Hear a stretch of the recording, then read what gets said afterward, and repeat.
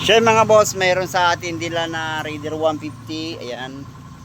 Siya mga buknoy, may dila sa atin Raider 150. Dila na sa atin to. Pero nung una, siningil ko sila ng 350 bawat sa among putol mga kabuknoy. So ang nangyari, namahalan pa sila doon sa ating 350 bawat isa. So bali sila nagtanggal pa rin mga kabuknoy. Sinubukan nila tanggalin hanggang naputol nila yung lahat ng tornilyo sa kanilang pipe. So pakita ko muna yung problema. Let's go. Yan guys, ito na yung dinala sa atin na Raider 150. Una dinala sa atin ito ng Raider 150 mga kabuknoy para ipa-pull out yung di matanggal na tornilyo dun sa kanilang tambutso. So nung siningil ko 350 bawat isa, anong nangyari mga kabuknoy, namahalan dun sa bawat isang 350.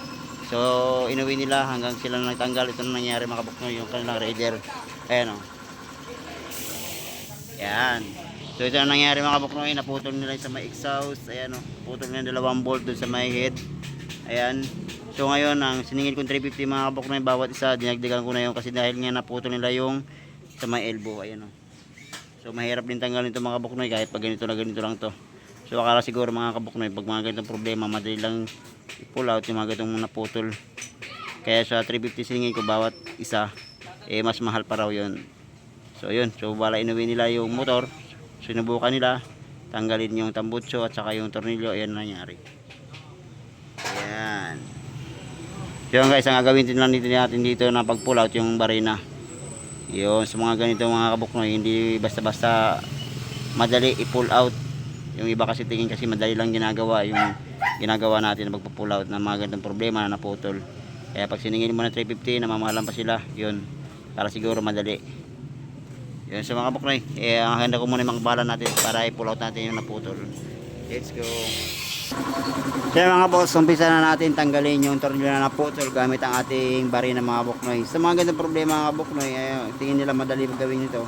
Huwag nyo na subukan mga kabuknoy dahil nga hindi basta-basta mag-pull out ng mga ganitong problema na naputol. Pwede nyo mabutas yung barina ay yung cylinder head pag hindi nyo kabisado i-pull out itong nangyari sa naputol. So let's go, barina ako muna mga kabuknoy.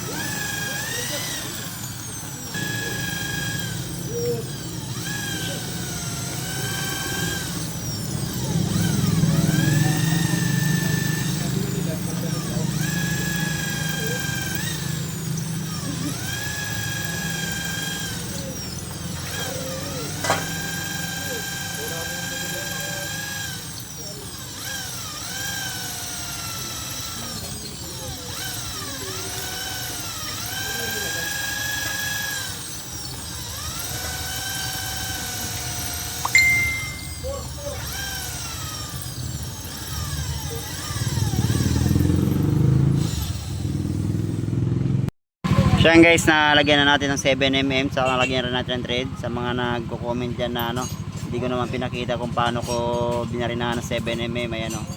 So naglagay na natin ng thread na 8mm. Yan, back to standard yan mga kabuknoy. So ang gagawin natin dito, ininix natin yung tanggalin yung yung sa may elbow, ayan o. So ang gagawin natin dito mga kabuknoy para mai-pull out natin, weldingin na lang natin, saka natin tanggalin yung weldingin na lang natin, gawa tayong hawakan para mai-pull out natin yung naiwan na bolt din sa kanyang yung ulo ng exhaust pala ito mga kabuknoy. Ayan o, ito na yung 7mm na baril na natin, taka lagyan natin 3 ng 8mm. Ayan o, yan, sabi na madali lang sigawin.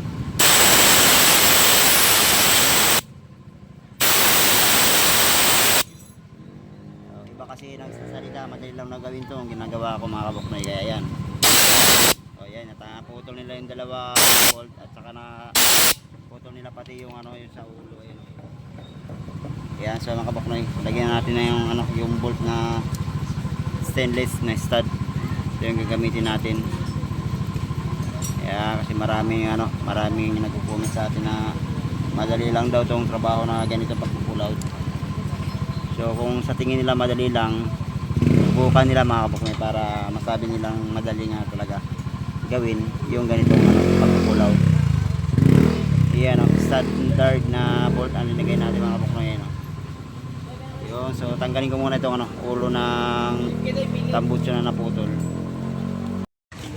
So guys, na itanggal na natin yung naputol na sa may ulo ng tambutso mga kabuknoy. So ilagay na natin yung ating stud na stainless. Ayan o. Suwabe mga busa. Ayan, sa may mga ganitong mga sabi nagmadali lang tanggalin yung mga ganitong problema. Yun, subukan nila sa mga motor nila para ma-try nila kung mas madali nga ba yung sinasabi kong pagpo-pull out. Yun. So gaya nito mga kabuknoy, siningil ko na sila ng 350, mahal daw kasi nga madali lang daw gawin yung pagpo-pull out na tornilyo mga kabuknoy. So yun, naputol nila yung dalawa at saka yung ulo ng kanilang pipe. Ayan o. Yun. So yun, so mga kabuknoy, hanggang dito lang muna. Sa may mga ganito ang problema, ipiin nyo lang ako mga kabuknoy sa mga naputol. Ayun, let's go. So mga boss, ito na yung Raider 150. So may pahabol sa atin na Sniper 155. So ang problema rin mga kabuknoy niyan, yung putol na tornilyo sa tambutso niya.